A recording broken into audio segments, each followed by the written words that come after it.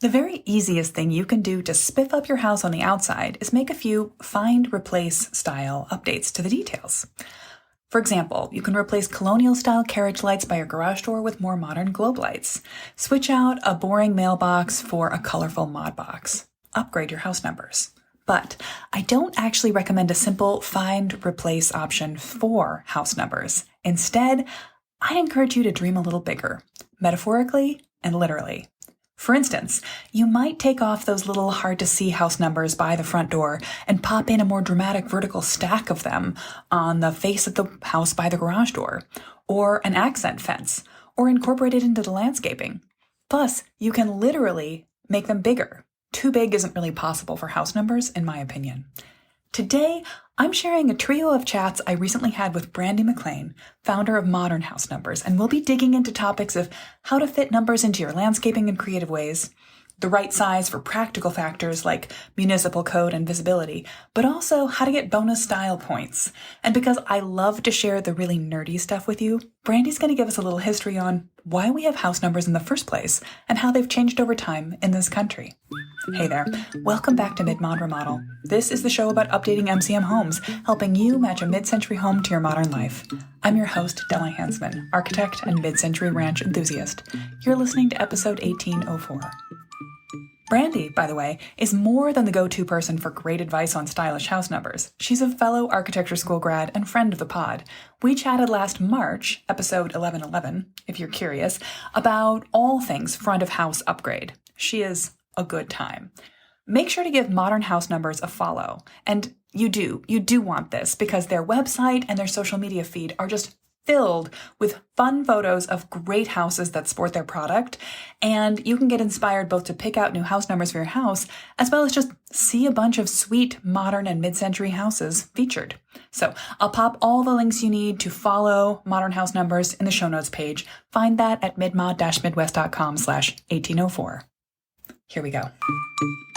There are more places to put house numbers than just on your house. So what would you say what do you think of the obvious places to put a house number? And then maybe what are some less than obvious places you could put house numbers? Sure. Should you have house numbers in more than one place? That's true. Yeah. I think the most obvious, obviously, is probably next to your front door or on your garage or your mailbox. But if we're thinking about landscape design, I think there's a great opportunity to incorporate it within your existing design or to create a new element to highlight the house numbers. So things to consider if you're a mid-century modern enthusiast like yourself, Della, is maybe you have a breeze wall, and that's a great place to accent some house numbers. Yeah. Or, maybe there's a planter in your yard or a large boulder, or there's a column near your entryway, or even a landscape fence, or, there's always opportunity of a curb, but you might not have a mailbox along the street. But if you do have a curb, you can do a curb stencil and have house numbers along the street. And, the most important thing, though, I think to consider when placement is thinking about lighting, don't only want to think of where your house number is located during the day, which we often do when we're selecting, but considering where your existing lighting is, or if you would add new, maybe solar landscape lights to uplight your numbers to make sure they're visible at night. And then also one thing that we hear from customers is, if you're redoing your whole landscaping in the front, you want to think about obstacles that could possibly grow and block your house numbers. Like you don't want to plant a small bush that then might grow 5 feet and block the house numbers. Not unless you want to do that sort of traditional mid-century thing where you're out there with the trimmer every year with a flat top, which is a choice if you want to have a super time capsule house, but not exactly low maintenance. Yes, exactly.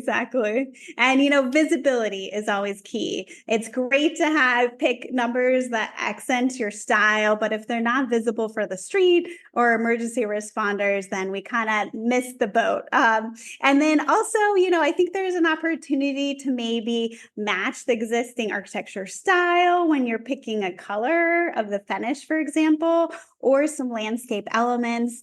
We live in the Southwest, for example. We live in Tucson, Arizona. Arizona. And in our house number, we have a lot of rusted steel. And so we've selected bronze powder coated numbers because it kind of matches our, earth tones of our landscape as well as the features of our home. So I think those are some other, things to consider when you're selecting your house number or location. Yeah. So if people already have a yard, if they're not planning to make big changes to the yard, they might look for any fence or vertical element. Would you ever attach house numbers to an alive thing like a tree, or is that not a good idea? We have had people do that. I don't, I can't speak of that. I haven't seen it in person to see No how, guarantees. but we have had particularly, back east where some people have some really large monumental trees or cabins. We've seen it too, where someone might install like vertical house numbers down a large trunk. And then I think the other natural landscape thing that we see often that people use are boulders, whether they bring in the large boulder or they use a boulder that's on their property already. Yeah. And then if people were thinking about updating the landscaping at the same time, it might be a place to put in a boulder or build a little fence element or create some sort of a backing visual that is for the house numbers specifically. When you think about in a landscape, do you have recommendations of like how close back to the house versus how far out to the street you would think about being a good idea, a great idea, or maybe a no-go zone? Yes, that's a great question because we were talking about the importance of visibility. It really depends on the distance from the street, whether someone's walking or a vehicle is coming up to your home, and the location of how far it's set back. So if you're right along the street front, 4 inch is great. I would say our most typical residential size is 6 inch. But some customers, are barely set back and then decide if they're maybe like a football length back from the street to use more like 8 or 12 inch. There's also the opportunity to install something on the street and then also have something on your home, because if you're driving down a lane and turning the corner, by the time you get to the home there might be a couple houses there and you're not sure which is the right location. Right. I guess there's also the question of attaching house numbers to a mailbox or to the stand for a mailbox if you are in an area that has street adjacent mailboxes. And I think you have a stencil for that, right? Or stickers? So we offer a vinyl decal, so you could stick them on a mailbox or any smooth surface, really. And then a curb stencils where it comes with like a negative space, and you can spray paint the numbers and then remove the stencil. That always looks like so much fun. I feel like I don't see that in the Midwest, but in the sort of California streetscape, that seems like a real go-to move. And I think it's a very Southwest thing that in, Colorado, Arizona, Utah, California, we have a lot of curb stencils. As I think about it, there are many seasons of the year where the curb in Wisconsin is completely invisible. So that's just not as useful a visual marker. Again, you were thinking like day to night. You got to also think seasonally. So in the West, you probably don't want to mount your house numbers anywhere that's low enough they could be subsumed by snow. Actually, my own house numbers, modern house numbers, are on a little fence that I built basically to hold house numbers and also just sort of define the front sidewalk. And they're maybe a little over 2 feet up off the ground. And there are times in the winter where if I'm throwing snow off the sidewalk and the driveway too aggressively, it'll pile up and start to block the house numbers. So then I have to just remember to throw to the other side. Absolutely. Yeah. That's a really good thing about no lower would be a good rule of thumb in the Midwest, not lower than 2 feet. Absolutely. Something we don't have to consider in Tucson, Arizona, but that's a really good comment. It's probably why the curb stencils work there and not so much here. But you could always have both if you really wanted a curb stencil. And then I think as an architect, as a person who likes to build objects, I always am looking for an opportunity to put house numbers on a little fence, or if they were going to go on a mailbox, to make a little micro fence extension for the mailbox post and kind of give it a bit more solidity and then put house numbers on that. So the examples are many, and your Instagram account is always a great place to go to see other people's good ideas for how that has worked out. Absolutely. Marvelous. Well, any last thoughts on how to place numbers in a landscape? No, I think those are all great ideas and suggestions to consider. Excellent. Well, this has been a pleasure. Let's do it again. What's the right size for house numbers on your house?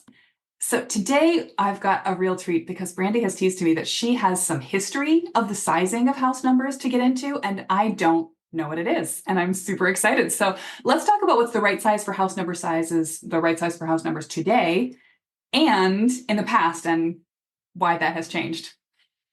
Great. Well, I'm super excited to be here. It's always great to see you, Della, and to have these fun conversations. And yes, I didn't know a whole lot about the history of house numbers either. So it was fun to dive in a little bit deeper before our conversation today. Lovely. So now let's start with a practical recommendation. Sure. And we've talked in our last chat about how maybe the further you are from the street, the bigger you might want to go with house numbers. But do you have maybe a rule of thumb if you've got a standard, maybe 30-foot setback? What's a good house number size default today? Sure. Again, I think the top thing to consider is visibility. Visibility is so important, particularly for first responders and important deliveries. Mhm. I think that probably the most common house number size that we sell by far is 6-inch. Yeah. If you're probably 30 feet from the curb, you could go with 4 or 6-inch. You could really do either. Once you get pretty far set back, you definitely need to consider a larger size like 8-inch. But when considering your size, don't forget to check with their local building code to see what their requirements are as well, Right. because every city or town has different requirements, and that can be easily looked up online. But I guess to summarize, the most important thing when you're selecting the size of your number is really to consider visibility distance as you recommended, and then looking at color contrast as well. If you have a white home, placing white house numbers on it might not be the best idea. Maybe trying to create a color contrast with a darker finish like black, for example. Yeah. Plus, there's always the opportunity for a backer board, and you've got that great standoff feature that creates a shadow line, which doesn't offer maximum visibility like if it had white on white, but definitely makes it more poppy than if it wasn't. Absolutely. Or you could always build like a custom wood slatted backing for your numbers if you really want to match, to create a color contrast by just adding like some kind of backing to the house numbers. And then you can have matching wall service and house numbers. Nice. So, how has the right size for house numbers changed over time? That is a great, great question. I think right now, like it really trends. Like every couple years, we see the trend of house numbers change. So a few years back, like maybe like a 4-inch, like smaller statement was something that we saw, and now we really see like a larger statement. Like 8-inch is quite common for a residence, where 5 years ago that was really more reserved for like a commercial look. So I think people are taking the opportunity to make bolder statements and to really express their style, or thinking of, house numbers is not just a functional thing, but, it's like adding like jewelry to your home, customers have told us, or adding like a special element to express their style. And I find it really fun because not all of our, customers have a modern home. You could take a very traditional home and, add modern numbers and, change kind of the aesthetics that of your existing architecture style. Yeah. And it's fun too. I mean, I think for mid-century vintage, I think maybe the most playful thing people did in the past was to have the script written out of your number if it has a nice flow, or if it's really long, maybe it goes vertically. And I'm a big fan when we're doing master plans for people. One of the ways we just sort of default sketch in house numbers is to make them kind of as big as possible and put them maybe on the side part of a garage next to a garage door and run them vertically under a light, big and bold, which is so much fun. And now we've got access to big, bold sized house numbers in nice fonts from places like you. Thank you so much for your kind comments. But I completely agree. I think bold and vertical and black powder coat are the most important, the most popular things that we're seeing this year. Interesting. Well, we're also, I mean, there's definitely a trend in black finished windows as well. So it's sort of tying all together and I feeling that. agree. And For we didn't talk about that, but I think it is really important to consider the color of your other elements, like Mhm. your door hardware, your light fixture, or your window mullions, and kind of matching that color when selecting house numbers. If they're going, right by the door and might be next to existing hardware, it's fun to match that with either black or our matte brass or our dark bronze. So those are things that I think are important design decisions that you can make when selecting your house numbers. Yeah, and there's a lot of individual choice in that, but I think my preference, the black, I think is super on trend in the broader remodeling space. But for a mid-century house, I mostly steer clear of that, and I would send someone to a brass or a dark bronze, Mhm. I probably completely agree. preferentially as feeling a little more timeless, and honestly steering away from the fact that black is trendy. Just looking for more of a curatorial approach to this house is going to be this way for a long time. Not that you can't change your house numbers, but yours are built to last. So it's nice to make a decision that's going to be aesthetically pleasing for a long time, as well as sturdy for a long time. Absolutely. And you don't have to follow the trend. It's okay to be different because that trend will change. So I'm kind of like you. I like to get a timeless color. And in fact, we have bronze house numbers in our own home. And I think I'm not sure you had the dark browns when I got mine, but I got the matte brass and Oh, yeah. like them very much. So yeah, it works great. So yeah, I think, and when you look back on like a super vintage house, if you've got a time capsule house you're moving into and updating, you might find that what it has instead is those little, they're metal, they have a slight curvature to them, but they're basically flat and they just nail with two teeny little finished nails to the house. Um, Gosh, are those even 4 inches high? Sometimes I think they're 3 inches high. They're I was really going to say, I small. think they're typically more like 2 or 3 inches high. And, They're not big. I think, in the Southwest, we see a lot of like little tiles, like we see Oh less of yeah. metal, hammered in numbers, but little tiles on homes. So And they're cute, but they don't have that visual punch. they And don't honestly, function, right? they might not meet your code, which a lot of mid-century things and older home things can be allowed as a grandfathered experience, but don't meet modern code, which is all for our safety. And you want both the emergency people and the pizza delivery people to find you easily under all circumstances. So Absolutely. it's important. Okay, well, great. What are your other thoughts? Anything else you want people to take away on the right size for modern house numbers? I think the only other thing to consider, like, your first question was like, what size? And I think if your home is, really set back or, around a corner, that you really should also maybe consider putting house numbers on your mailbox, and then putting house numbers on your home. So to make sure that there's the best visibility to find you and your home. There's no rule about too many, as far as I'm aware, and more visibility is always better. So, absolutely. Absolutely. Great. Well, this has been fun. Let's do it again soon. Absolutely. That sounds great. So, I often think about how fun it is to add house numbers to one of my master plan designs as a design boost, a fun detail that I can pull and add together with trim color and little fence line details and lighting and other things like that. But house numbers serve a purpose. And today I actually want to ask about, why do we have house numbers? Like, what's the history of their existence? Are they everywhere? Where do they come about? And you might know a lot about this. I really don't. So, Brandy, what can you tell us about the history of house numbers in American houses?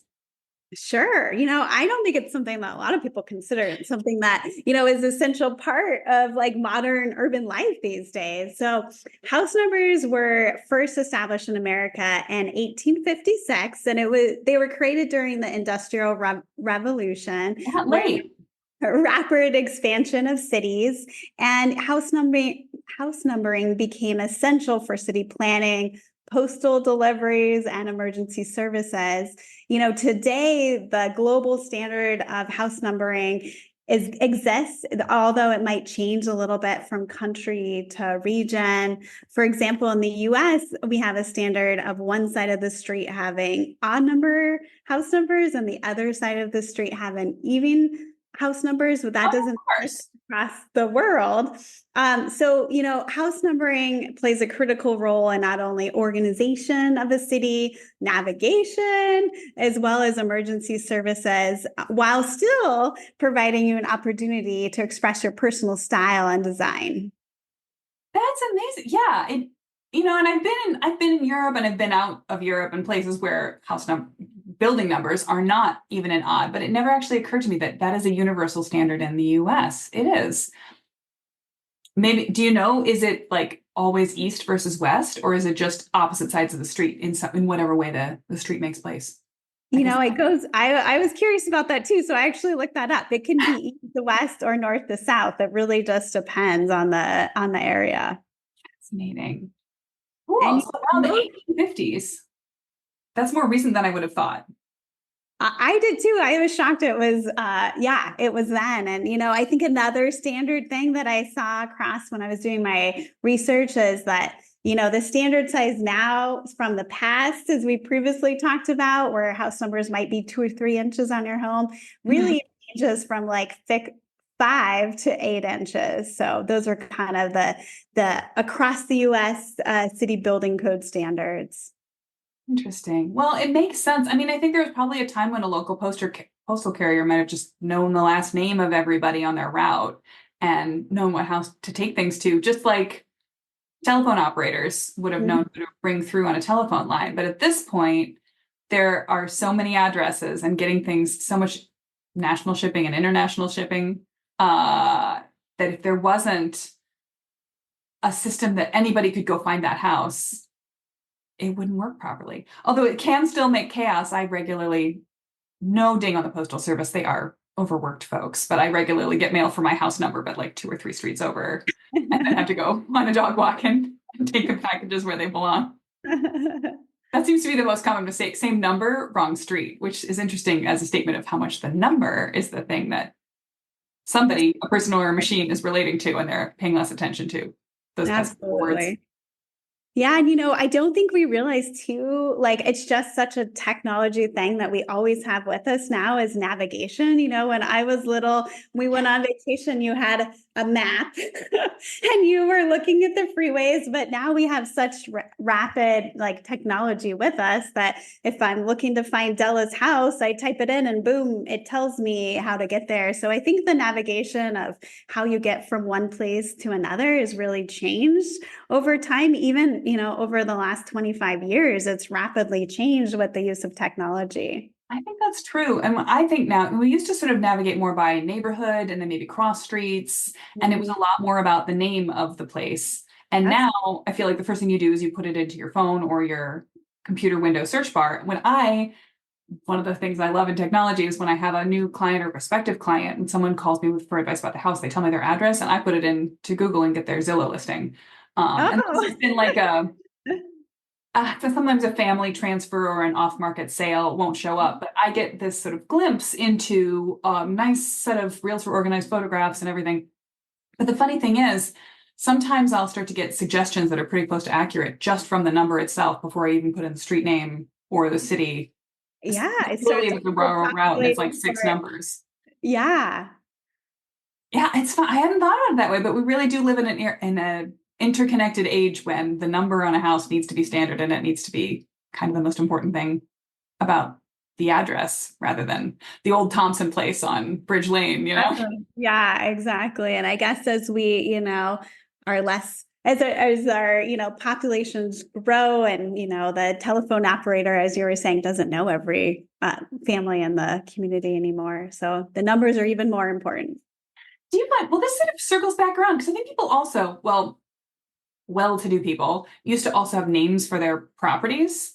Do you Yes. find when you're selling people modern house numbers that in addition to their required numerals, that they're also asking for a street name or they're asking for like a nickname as part of their order? Does that happen?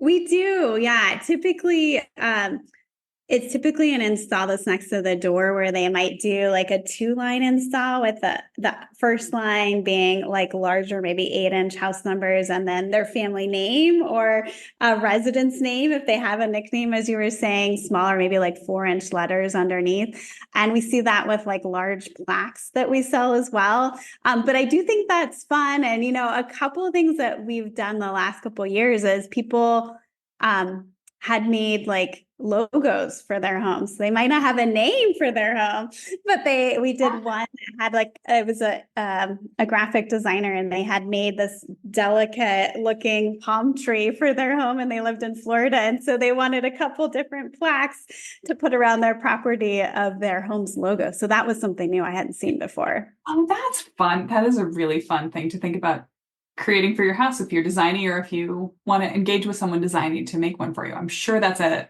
Etsyable thing. Absolutely. Cool. Well, this has been a really interesting little history deep dive. When you were looking into the history of house numbers, did you turn up any other fun facts you want to share? Well, I found it interesting, like overseas, it seems like house numbers, obviously they're prevalent, but they were typically smaller than in the US. And I think, I was thinking about that because their sizes were like, their standard size was quite smaller than ours. But I was thinking about how, in the US, much of our streetscapes are motor driven, where overseas, a lot more are pedestrian or bike driven, and even the street widths are much closer. So I was kind of intrigued by that when I first saw that standard being much smaller, because so theirs might be more like the, 2 to 4-inch size requirement. And then as I started to think about it, I just thought that, the front yards typically overseas are much smaller or non-existent, and it's much more a pedestrian way than we have a lot in the US. So except in real urban areas. Yeah, that's definitely true. And I think, my era of house, mid-century houses, I adore them. I'm not such a big fan of mid-century urban planning. And it was definitely an era when houses got further apart from each other and the streets got wider, ostensibly for parking on both sides, but then they also came in with the 2-car garages. So then you just have these big wide streets, which kind of encourage everyone to rush. And the faster you're going and the further you are from your point of vision, the bigger you need a house number to be so you can see it as you go by. That's definitely a thing. So yeah, interesting. In a smaller width street and in a slower throughway speed, you would need smaller house numbers, or you could get away with smaller house numbers anyway. You might want bigger ones just for aesthetic purposes anyway. Fascinating. Well, I am such a sucker for history of all types, and this is a really interesting piece that I think we went from not needing house numbers to having a standard system to now in mid-century houses in particular, we need bigger numbers because we've got these nice, generous front yard setbacks and wide boulevarded streets where people kind of need to be able to see at a distance and while they're whipping along to make sure they're going to stop at your house. So I really enjoyed that. It had never really occurred to me to wonder when we started using house numbers. But now, of course, we live in a world where your address is absolutely essential. How else would Amazon find you? By the way, we talked about more than history today, and if you want to see some examples of big, bold house numbers or creative ways to fit them onto your curb, onto your windows, onto your fences, or landscaping boulders, more than that even, I'll have those examples for you in the show notes. Check it out. Find those and the transcript of this episode at midmod-midwest.com/1804. Next week on the pod, I'm chatting with Adam Stevens, who surpasses even me in obsessive mid-century research. He made himself familiar with the microfiche department of his library in order to check out archival advertising about the mid-century homes and products we love so much, and what was going on with them specifically in Denver back in the day. I'm really looking forward to sharing this one with you, so see you next week.